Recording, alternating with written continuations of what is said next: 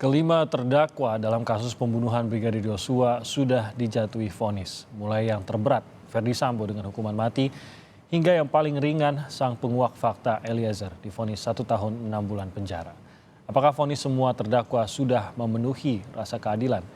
Pagi ini kita akan bahas dengan sejumlah narasumber melalui daring, diantaranya ada Wakil Ketua LPSK, Bang Edwin Partogi Pasaribu, ada penasihat hukum dari keluarga korban almarhum Brigadir Yosua, ada Bang Martin Lukas Simanjuntak, dan juga pakar hukum pidana Universitas Indonesia, Ibu Eva Ahyani Zulfa. Selamat pagi, Bu Eva, Pak Edwin, Bang Martin. Selamat pagi Bang Selamat Timothy, pagi. Martin, dan Bu Eva. Bang Selamat Martin, pagi, Bang. Selamat pagi. Selamat pagi. Eva. Saya langsung ke Anda, Bang Martin. Rasa keadilan, kalau kita sederhanakan gitu, rasa keadilan ini memang seharusnya paling fokus pada rasa keadilan dari korban, yaitu keluarga korban di sini.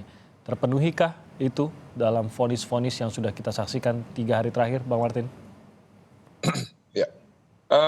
Jadi begini, Bang Timothy ya, ini kan ada 5 orang terdakwa ya.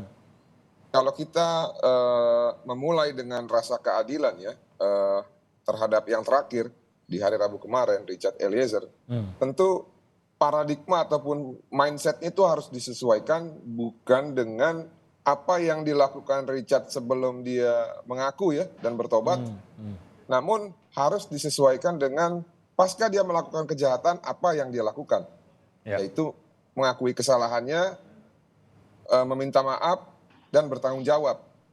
Bahkan Richard tidak pernah meminta semacam bargaining ya pada saat dia mau menjadi GC. Apakah saya mau menjadi GC, contohnya gini, tapi hukuman saya harus di bawah 5 tahun atau saya harus dihukum lepas gitu. Tidak pernah. Coba tanya sama Bang Edwin nanti, apakah pernah atau tidak. Tapi setahu saya sih tidak. Nah, lalu kalau kita sudah sesuaikan paradigma ataupun cara kita berpikir, maka barulah ketemu kenapa sebenarnya Richard itu layak divonis ringan. Nah, menurut kami dan juga menurut permaafan dan juga kemarin Bang Edwin juga ada di samping keluarga korban, sudah menerima dan akan mematuhi putusan dari Pengadilan Negeri Jakarta Selatan. Sehingga itu sudah memenuhi rasa keadilan bagi korban dan juga bagi Richard Eliezer sendiri yang sudah memilih jalan yang sangat sulit. Ya, karena itu resikonya besar. Nah, lalu ada 4 orang terdakwa lagi ya, yang dalam tuntutannya itu jaksa penuntut umum ya, ada beberapa tuntutan yang memang tidak sesuai dengan pendapat kami, khususnya untuk terdakwa Putri Chandrawati. Nah, namun majelis hakim kan sudah memberikan tambahan ya, dalam artian koreksi dalam bentuk vonis terhadap tuntutan jaksa yang menurut kami kurang mantap lah gitu ya, kurang mencerminkan rasa keadilan bagi keluarga korban. Dan kami sangat berterima kasih kepada majelis hakim untuk hadiahnya ya kepada keluarga korban sehingga dapat merasakan kehadiran hukum ya untuk memberikan pengganti lah atas kehilangan nyawa anaknya. Nah, kalau kita kaitkan dengan vonisnya Richard, ya ini kan ada peluang jaksa untuk banding. Walaupun ini sebenarnya kan kemenangan secara seluruh kepentingan, namun belum tentu ini kemenangan menurut jaksa karena ada beberapa peraturan pelaksana mereka yang kalau saya tidak salah ya, kalau vonisnya sekian maka wajib banding gitu ya. Nah, namun yang saya mau ingatkan begini loh Bang Timothy, saya tidak melarang ataupun mengintervensi agar banding atau tidak banding gitu ya. Tapi yang saya mau coba analisis adalah apa sih alasan dan tujuannya untuk banding. Karena kalau kita mau melakukan sesuatu kan aneh gitu rasanya ya kalau tidak ada alasan dan tujuannya. Segala sesuatu pasti ada alasan dan tujuan. Nah, kalau kita kaitkan dengan alasan dan tujuan, apa yang tidak diberikan oleh majelis hakim? Yang pertama, 4 orang terdakwa mereka diberikan bonus dengan tuntutan dengan vonis yang lebih tinggi. Yang kedua, Richard sudah membantu mereka untuk mengungkap fakta dan juga membuktikan secara sah dan meyakinkan para terdakwa yang ada di depan persidangan, yaitu 4 orang terdakwa 340 dan macam-macam itu, dan juga obstruction of justice. Yang ketiga, keluarga korban sudah memberikan permaafan. Yang keempat, keluarga korban sudah menegaskan di depan Pengadilan Negeri Jakarta Selatan bahwa mereka menerima dan akan mematuhi putusan Pengadilan Negeri Jakarta Selatan yang menyatakan Richard Eliezer dituntut 1 tahun 6 bulan. Nah, yang jadi pertanyaan sekarang adalah apalagi alasannya. Hmm, hmm. Jadi bisa dikatakan kalau dari keluarga, khususnya untuk Eliezer, sudah tidak melihat alasan untuk memproses lagi, sudah melalui semua ini bersama Eliezer dalam perannya masing-masing, dan saat ini keluarga sudah menerima hal tersebut gitu. Tidak ada yang perlu diperpanjang lagi, baik untuk terdakwa lainnya juga ya. Tidak ada lagi yang merasa kurang beratkah atau tidak memenuhi rasa keadilan ya, Bang Martin ya. Ya. Buat keluarga sudah final. Oke. Semua vonis hakim itu sudah sangat adil bagi keluarga. Yang saya coba untuk membuka cara berpikir adalah justru untuk rekan penegak hukum yang lain. Hmm, Nah, tatkala keluarga korban sudah setuju, tatkala publik juga sudah menilai adil, ya, terus apalagi alasannya gitu ya? oke. Apalagi tujuannya? Apakah memang hanya untuk tradisi ya atau pride, atau sesuatu hal yang belum bisa dijelaskan ataupun kalau saya pinjam kata-katanya Mas Budiman ya, karena alasan-alasan yang terindikasi ada hubungan dengan metalegal gitu loh. Oke, oke. Saya lanjutkan ke Bang Edwin. Tadi ada hal menarik yang dikatakan bahwa memang eh, Richard tidak pernah meminta apapun, tidak pernah ada bargaining apapun pada saat menjadi justice collaborator. Mungkin Bang Edwin dan juga teman-teman di LPSK tentu lebih memahami hal ini. Benarkah hal tersebut, Bang Edwin? Dan bagaimana LPSK melihat menemani Richard dari awal sejak pengajuan justice collaborator hingga akhirnya hakim secara formal memutuskan bahwa ia memang benar diakui oleh hakim bisa menjadi justice collaborator dan hasilnya sangat nyata dalam vonis, Bang Edwin. Ya, Bang Timothy, yang pertama ingin saya sampaikan bahwa vonis hakim kepada 5 terdakwa pembunuhan Brigadir Joshua itu adalah upaya hakim untuk menghadirkan keadilan bagi Joshua. Hmm, Jadi yang kita perjuangkan keadilan itu Joshua, karena Joshua korban. ya. Kalau saya melihatnya Richard itu ya suplemen bonus dari kerjasamanya dalam mengungkap perkara, tetapi memang sebagaimana juga disampaikan tadi oleh Martin ya, kita yang nggak boleh kita abaikan bahwa peran dari Richard yang membuat terang perkara ini membuat keadilan buat Joshua itu bisa dihadirkan. Hmm, Karena kalau tanpa keterangan dari Richard, maka kan tidak ada yang bisa dilakukan oleh Joshua. Joshua tidak bisa membela diri. Gitu. ya. Pembelaan diri Joshua adalah dihadirkannya fakta-fakta kebenaran tentang peristiwa itu oleh Richard.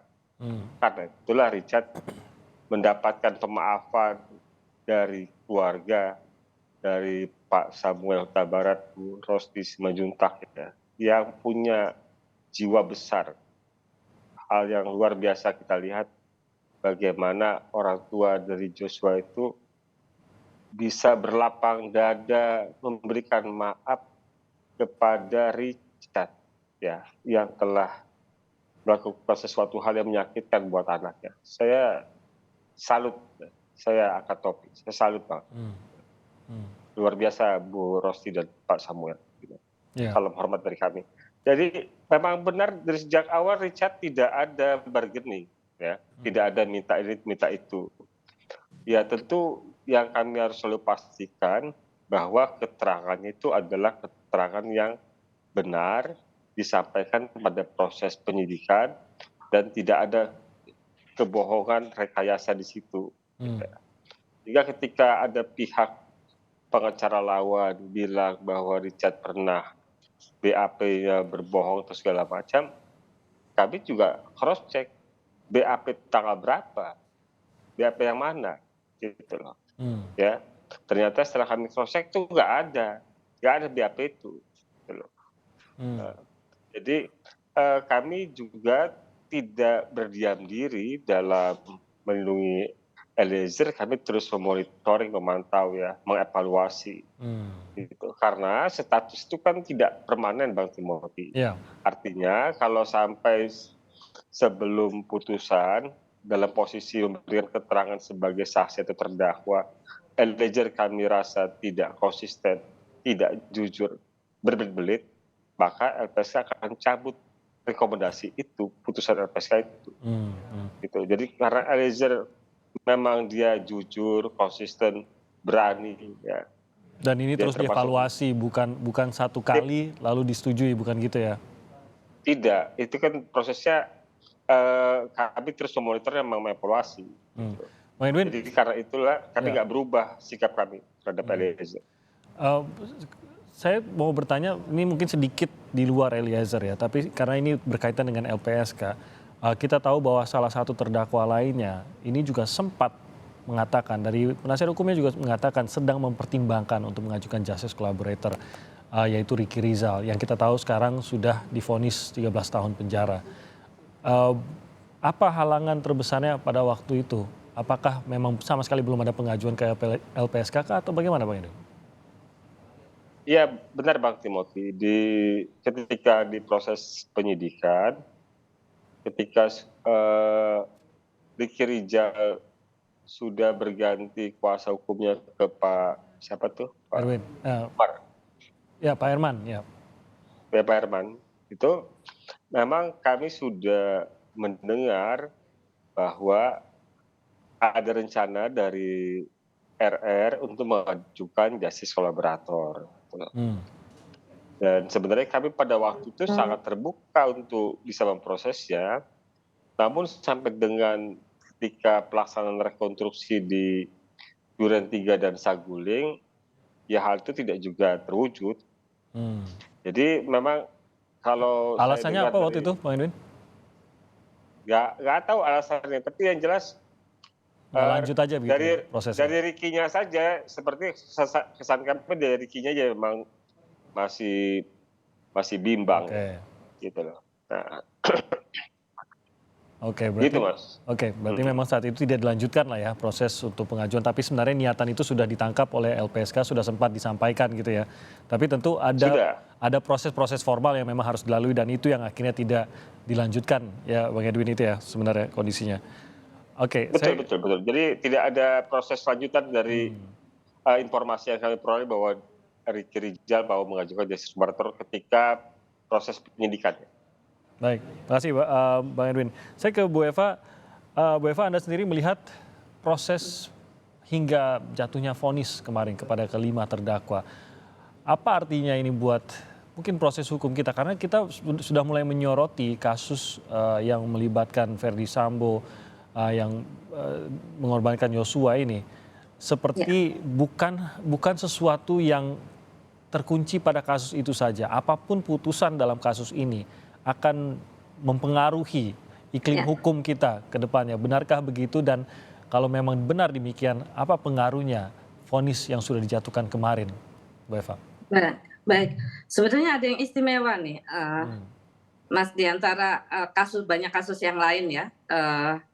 Untuk kasus Ferdy Sambo, bukan karena Ferdy Sambonya atau bukan karena peristiwa ini seperti drama, tetapi endingnya juga kalau buat saya menarik. Menarik kenapa? Saya mau bicara khusus soal Eliezer yang terakhir ini ya. Buat saya this is the truth of restorative justice. Ini restorative justice yang benar-benar restorative justice. Jadi selama ini kita dengungkan tuh Mas, restoratif justice gitu ya, yang akhirnya diplesetkan jadi restoratif justip gitu ya, seolah-olah restoratif itu transaksional, gitu ya. Jadi esensi dari restoratif yang merupakan mercy punishment, satu pidana pemaafan gitu ya, ini yang barangkali juga di samping posisinya sebagai justice collaborator itu yang dilihat, meskipun hakim tidak menyebut ini adalah restoratif gitu. Tapi buat saya ini adalah restoratif justice yang murni, di mana ada keluarga korban yang memaafkan secara tulus, ada pelaku yang kemudian benar-benar menunjukkan sikap tanggung jawabnya, sikap pengakuan atas kesalahan yang dibuatnya, sikap kemudian berupaya untuk memperbaiki keadaan ya, termasuk juga apa yang kemudian diupayakan dalam kesaksian-kesaksiannya. Ini menunjukkan itikat baik dia gitu ya, untuk kemudian menyebabkan to restore, perbaikan atas keadaan yang sebetulnya sudah sangat rusak Ya. gitu. Ditambah lagi masyarakat, komunitas gitu ya. Ini restoratif justice itu kan mercy punishment, community punishment, Mas. Jadi masyarakat juga memaafkan gitu ya, melihat kepada kondisi itu dan itu sampai pesan itu ke masyarakat. Jadi buat saya Eliezer adalah contoh baik di mana restoratif justice itu tidak menghilangkan pertanggungjawaban pelaku, tetap dihukum, tetapi juga konteks pemaafan yang secara tulus itu hadir di sini. Jadi itu bonus buat saya ya, di luar topik bahwa dia adalah justice kolaborator. Maka hukuman itu buat saya adil, gitu ya, adil. Tetapi buat sedikit aja barangkali Ferdy Sambo, gitu ya. Ferdy Sambo ada sesuatu yang terkunci di sini, Mas. Ya, ketika kita bicara hitungan matematika hukum pidana, gitu, ya, bahwa dia melakukan 2 tindak pidana, paling tidak di sini, yaitu yang pertama 340, yang kedua 33 gitu ya, obstruction of justice. Maka di sini ada pemberatan ya, 65 KUHP. Jadi kalau saya matematika hukum pidana bicara 340 ditambah 33 ITE ditambah 65 atau 68 ditambah 55 ayat 1 ke 1 ditambah 52. Kenapa 52? Dia seorang polisi memegang senjata, posisi dia sebagai polisi dipermudah dengan kondisi alat atau perangkat yang dia miliki untuk melakukan tindak pidana itu. Nah, jadi penambahan itu sama dengan mati gitu ya. Jadi sebetulnya matematika hukum pidana bermain di sini. Ya kita bisa hitung itu juga untuk 3 peserta pelaku yang lain ya. Nah, Bu ya Eva, untuk menghitung keadilan. Ya, kalau kita lihat khususnya Ferdy Sambo, Putri Candrawati dan Eliezer lah yang paling menjadi sorotan di sini karena tampaknya kalau kita melihat opini publik paling banyak ditujukan kepada mereka bertiga gitu.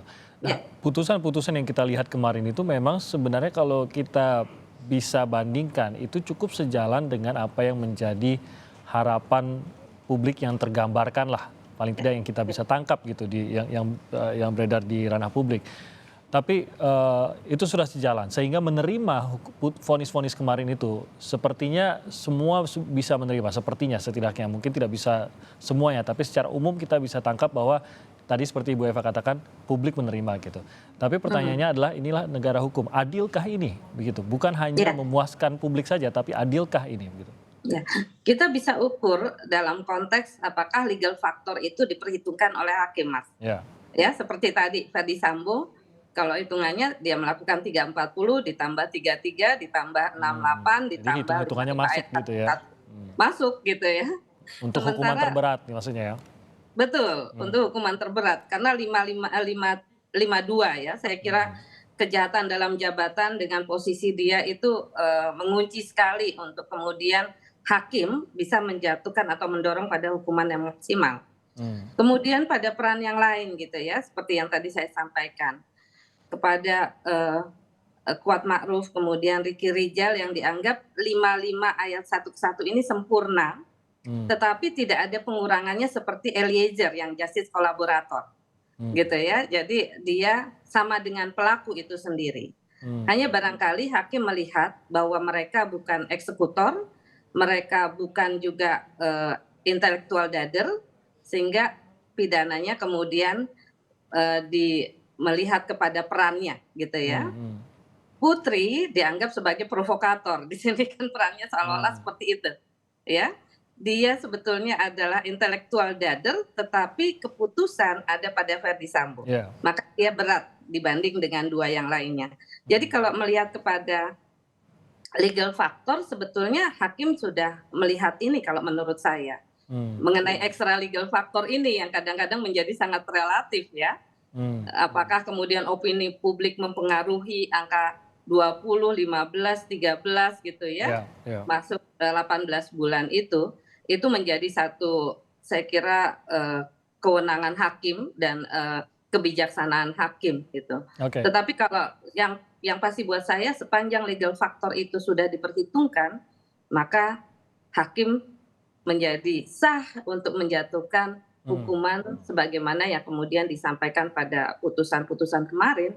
Oke, masih sesuai dengan pasal, masih sesuai dengan undang-undangnya sehingga tetap menjadi sah. Kita akan lanjutkan lagi pembicaraan ini, kami akan jeda sebentar, tetap bersama kami di Sapa Indonesia Pagi.